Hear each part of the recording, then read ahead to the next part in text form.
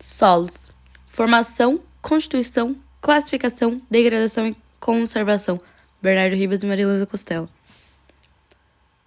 Mas afinal, o que é aquilo que a gente pisa todo santo dia? O solo é um sistema aberto entre diversos ecossistemas do nosso planeta, que está constantemente sobressando em fluxo de matéria e energia. A formação dos solos acontece através de 3 mecanismos: intemperismos químicos, físicos e biológicos. Em ambos os processos, as rochas sofrem uma decomposição, transformando-se em partículas cada vez menores. Os responsáveis por essas etapas de modificação se diferenciam somente pelos agentes transformadores. É importante entender que a pedogênese, pois, tem os solos um papel fundamental para a vida humana. É o sustento de algumas pessoas na Terra.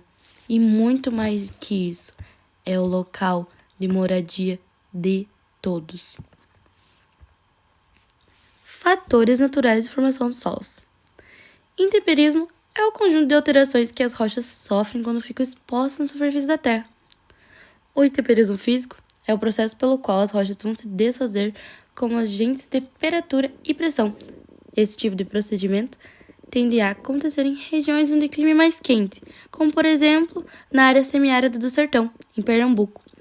O calor e a pressão, isto é, o peso de algumas camadas sobre a rocha, são considerados agentes modificadores no intemperismo físico. Uma característica desses solos é o fato de eles serem mais jovens, por essa razão, menos profundos. Intemperismo químico. Nas áreas mais úmidas, prevalece o intemperismo químico, sendo assim, o maior responsável que caracteriza esse processo é a água e seus diferentes estados, como vapor e gelo. Nas regiões mais frias, aonde tende a chover mais, as reações químicas desenvolvem muito mais. Regiões onde podem ser encontrados solos formados através desses procedimentos, pensando a respeito do território brasileiro, são nas áreas litorâneas ou até mesmo na Amazônia. Características desses solos se dão profundidade e uma que eles estão bem mais largos. Intemperismo biológico. O intemperismo biológico diz respeito ao processo de degradação ou decomposição da rocha, que acontece em decorrência da atuação de micro-organismos como bactérias, bem como pequenos animais e vegetais. Constituição do solo. Corpo vital, importante para todos os seres vivos. O tipo de solo está relacionado à quantidade de horizontes, isso é, camadas que o mesmo possui na sua estrutura. O conjunto de horizontes é chamado de perfil. Ao cortar as estruturas do solo, pode-se observar que existem diversas camadas, as quais tendem a ter características diferentes. Vamos dar um exemplo. Em um caso hipotético, um tipo de solo tem 5 horizontes. Veja como estaria definido cada um deles. Horizonte O. Camada de organismos é dividida em 2. Na parte mais superficial é encontrada materiais orgânicos, como por exemplo, folhas de animais mortos. Na outra porção estão os humus, todo o material já decomposto que torna o solo fértil. Então, quanto a maior quantidade de humus, mais apropriado o solo é para o plantio. Horizonte A. Região transformada, pois ainda recebe muita influência do meio externo e dos micro-organismos da camada O. Horizonte B. Usada para o estudo de solos.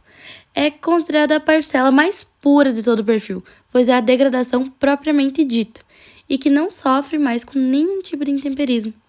Horizonte C, também conhecido como saprolito, é o horizonte intermediário, pois está entre o solo e a rocha. Chamam-o de rocha podre pelo fato de parecer duro, mas por estar em processo de decomposição, se desmancha facilmente. Classificação. Segundo a origem, os solos podem ser classificados em eluviais e aluviais. Os eluviais são quando os solos se formam por rochas encontradas no mesmo local de formação, ou seja, aonde ela se decompôs.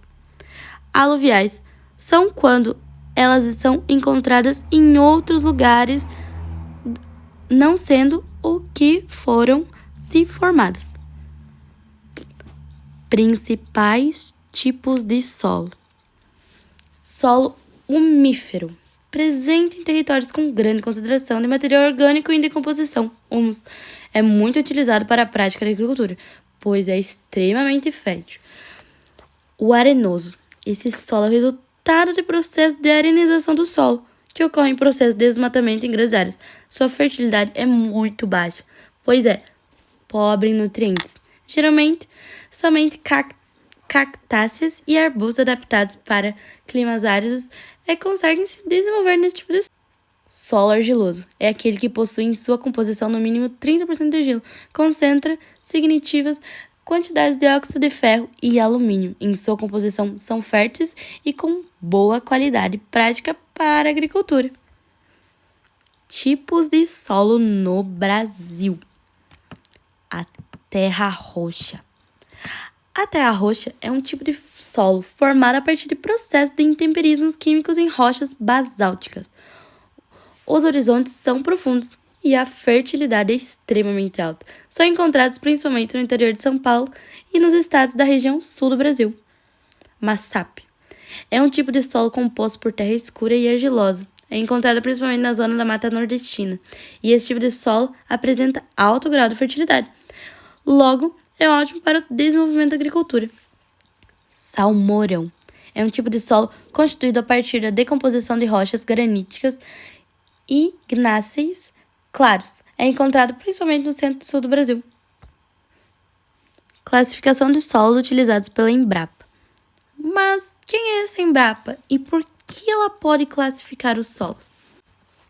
É uma empresa pública de pesquisa vinculada ao Ministério da Agricultura, Pecuária e Abastecimento do Brasil. Degradação dos solos. O processo de degradação do solo, bem como suas causas e consequências, ocorre por variados motivos e resulta na perda de produtividade. Além de causar impactos socioambientais, esse problema geralmente é causado pelo mau uso e má conservação, consequências de processos naturais ou de atividades humanas. A ocorrência dessa situação pode estar ligada à ocupação não planejada e pouco sustentável. Com isso, o solo manifesta desequilíbrio nutricional, queda de atividade biológica, compactação e pulverização. Dessa maneira, o terreno torna-se empodrecido e as plantas têm dificuldade para se desenvolver, afetando diretamente a capacidade de produção da região.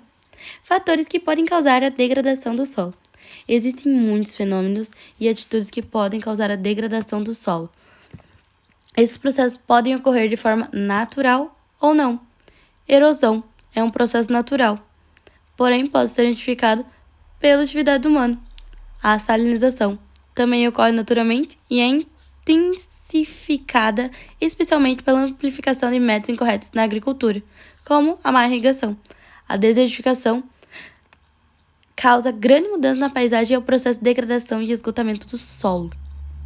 A compactação é caracterizada pelo aumento da densidade do solo.